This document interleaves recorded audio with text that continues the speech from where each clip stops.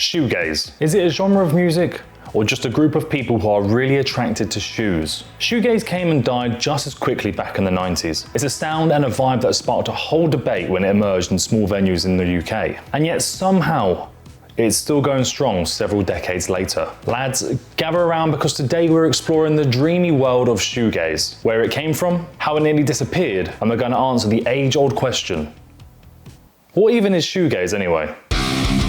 And don't worry, I'll be mentioning plenty of bands along the way. Maybe even the important ones. Or maybe not. But hey, that's what the comment section's for, isn't it?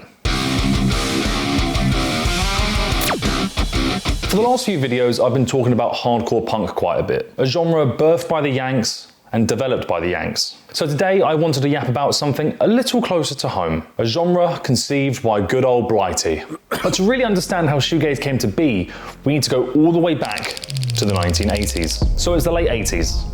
Margaret Thatcher has her cold, slimy claws wrapped tightly around the UK. The economy's fucked, the minds are fucked, and everyone is stressed out like fuck. The kids are either rebelling against the system or just trying to get by. Music is evolving too. You've got The Cure dropping broody, melancholic vibes, and Joy Division is leaving behind a shirt design that's gonna absolutely slap in about 30 years' time. The Smiths have taken their jangly new wave double-decker bus and somehow crashed it straight into the UK's club scene.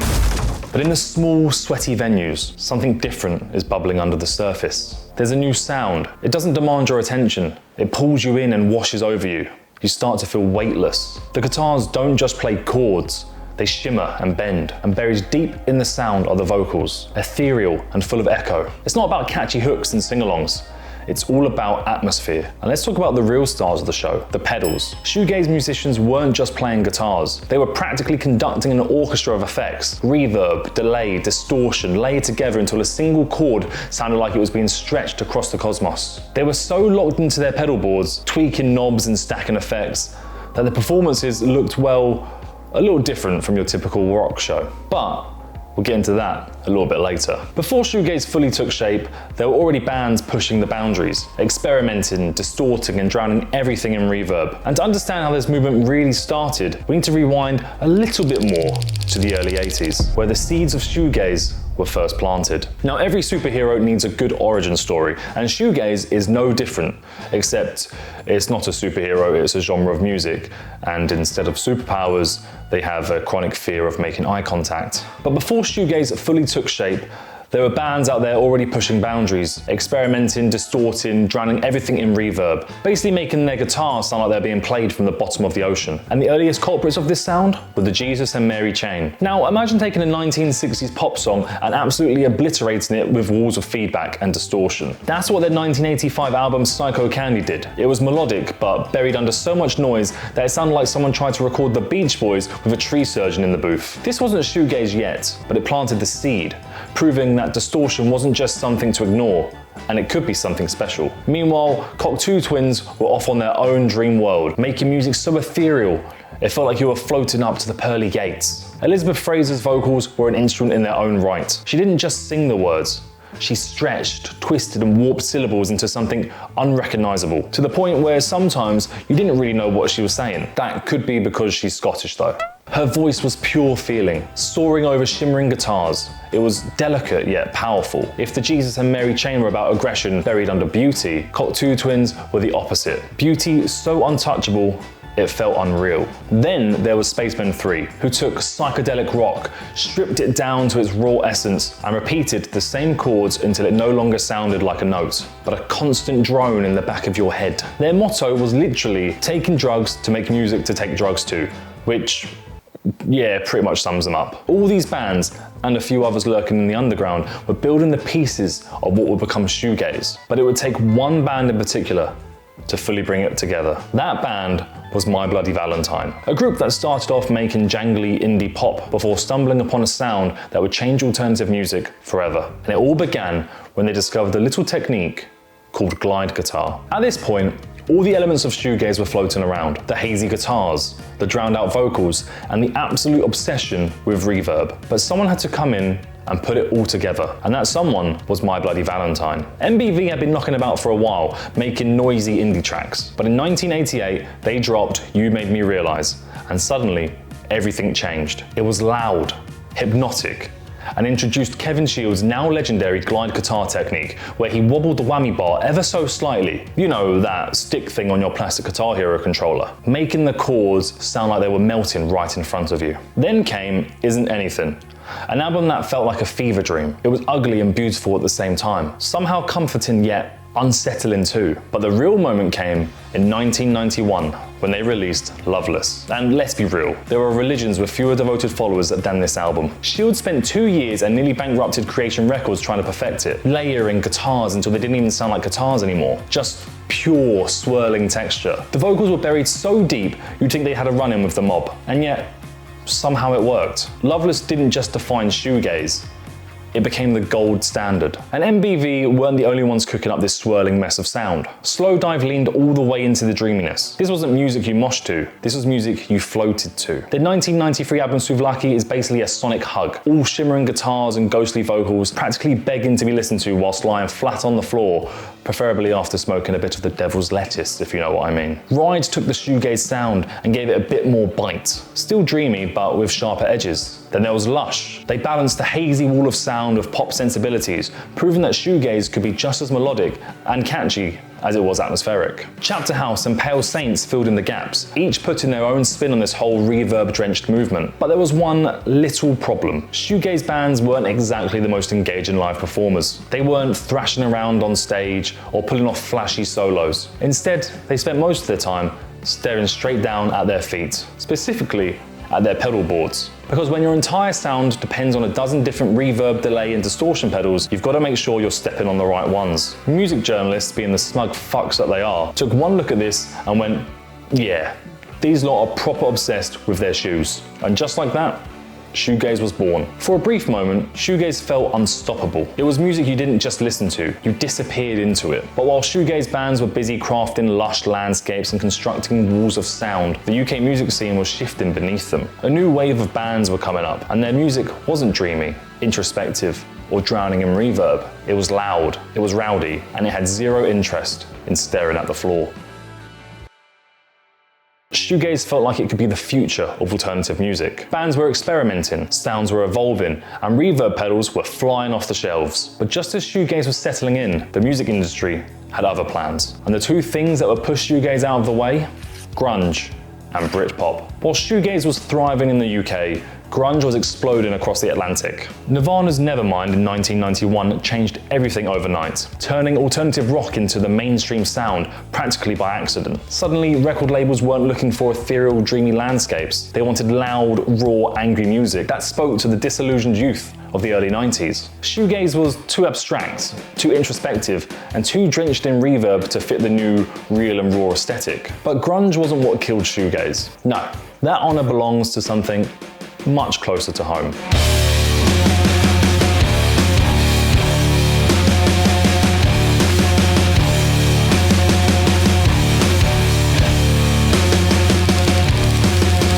By the early 90s, Oasis, Blur, Pulp and Suede had arrived with a sound that was punchy, anthemic and very British. Instead of drowning in waves of distortion and murmuring abstract poetry into the void, Britpop bands were singing about pints, football and shagging.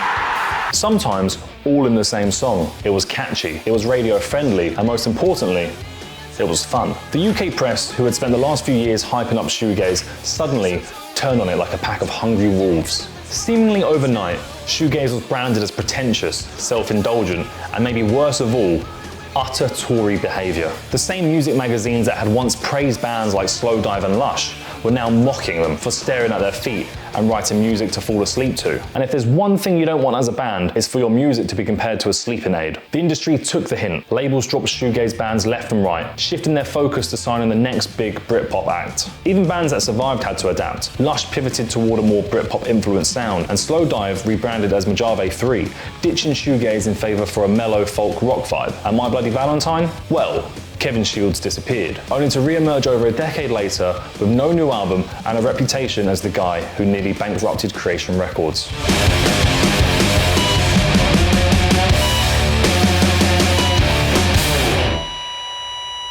By the mid-90s, shoegaze was dead. The bands were gone, the sound was out of fashion, and if you so much as whispered the word reverb in a record label office, you were getting escorted out. But the thing about music genres, they never really die. They just go into hibernation, waiting for the right time to make a comeback. For a genre that's pronounced dead by the mid-90s, shoegaze refused to stay buried. The thing about music trends is that they always come back around, especially when there's an entire generation of music nerds lurking on the internet, swapping MP3s and telling each other, dude, you have to listen to Loveless. By the early 2000s, music forums, file sharing sites and blogs were rediscovering shoegaze. Classic albums like My Bloody Valentine's Loveless and Slowdive's Sluvlaki, once ignored or dismissed, were now being hailed as lost masterpieces. Suddenly, people who weren't even alive when shoegaze first died were falling in love with its sound. And this wasn't just nostalgia. Bands were starting to pick up where shoegaze left off. M83 took those dreamy textures and fused them with cinematic synth-heavy soundscapes. A Place to Bury Strangers turned the volume up to ear-splitting levels, basically asking, what if shoegaze, but it's loud as fuck? Asobi Sexu brought back the ethereal, shimmering side of the genre, proving that shoegaze didn't have to sound muddy or buried under noise. Even Alceste, a French band that started out playing black metal, went full shoegaze, but with metal music, because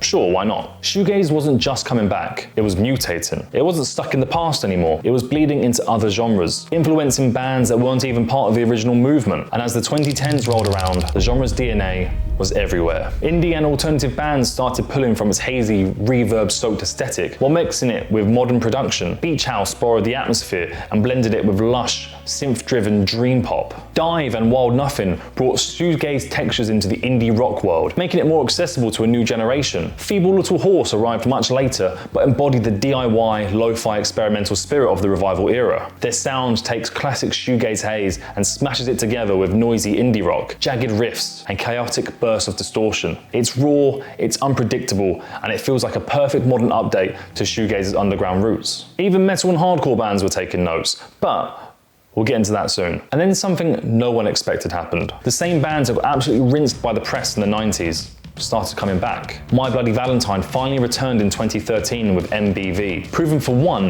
that Kevin Shields was still alive, and more shockingly, was capable of releasing music again. Slowdive, after spending years slugging around acoustic guitars in Mojave 3, reunited in 2014 and dropped their self-titled album in 2017. Even Ride got back together, proving they still had it. Shoegaze had gone from being an obscure relic to a legitimate influence on modern music, but it didn't stop there. The genre wasn't just making a comeback, it was evolving. Shoegaze's return didn't mean bands were just rehashing the past. Instead, the sound was mutating, blending with other genres, and breaking out of its original form. And one of the most interesting places it ended up was in heavy music. This was something that probably would have shocked the early shoegaze bands, but in hindsight, it makes perfect sense. Shoegaze and heavy music had a lot in common. Both relied on sheer volume. Both aimed to completely immerse the listener, and both could make you feel like you were being swallowed whole by the sound. The main difference, where classic shoegaze bands leaned into the dreamy escapism, these newer bands embraced heaviness and brought in a harder edge. Nothing, a band that came straight out of the hardcore scene, pushed shoegaze into the world of grunge and punk, mixing airy, melancholic vocals with crushing guitars. It was melodic, but there was a sense of weight to it, a sense of exhaustion and frustration that gave it an entirely different energy than the spaced-out dreaminess of Loveless or Sluvlaki. Then there was Title Fight, a band that started in melodic hardcore and decided that with their album Hyperview, they were going to go full shoegaze, confusing a lot of their older fans, but pulling in a whole new audience. Come back, Title Fight, I miss you. And they weren't the only ones. Deafheaven joined Alceste on the podium and continued to fuse shoegaze with black metal, creating the now infamous black gaze movement, where ethereal reverb-drenched guitars met blast beats and screamed vocals. Even hardcore and post-hardcore bands started borrowing from shoegaze, introducing more atmosphere, more reverb, and a sense of space into traditionally aggressive music. And at the same time, my mates in the band Oversize are evolving shoegaze in a different direction. Drawing from the classic shoegaze, 90s emo and Britpop, they bring a more emotional alternative rock edge to the genre, while keeping the signature textures intact. Their sound bridges the gap between the melodic side of shoegaze and the grit of alternative rock, making them a fresh take on what the genre can be in the modern era. At this point, shoegaze is no longer just a genre, it's a texture, a mood that can be warped and molded into something new. And thanks to the internet making it easier than ever to discover music, shoegaze isn't just back,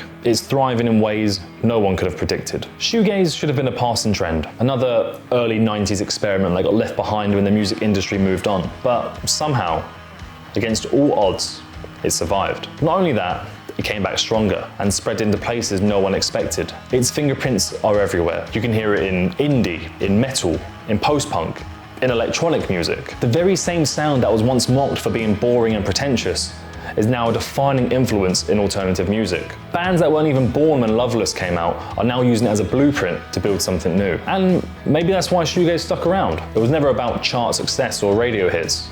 It was about feeling. It was about creating something massive and overwhelming, something you could get lost in. Some people connect with shoegaze because of its sheer emotion, how it hits like a tidal wave and drowns out everything else. Others love it for the escapism, how it wraps you up in a sound and takes you somewhere else. Maybe that's why it still resonates decades later, because sometimes when everything else feels like too much, the best thing you can do is turn everything up, close your eyes, and disappear into the noise. I've been James. Like and subscribe if you've enjoyed. Thanks for watching.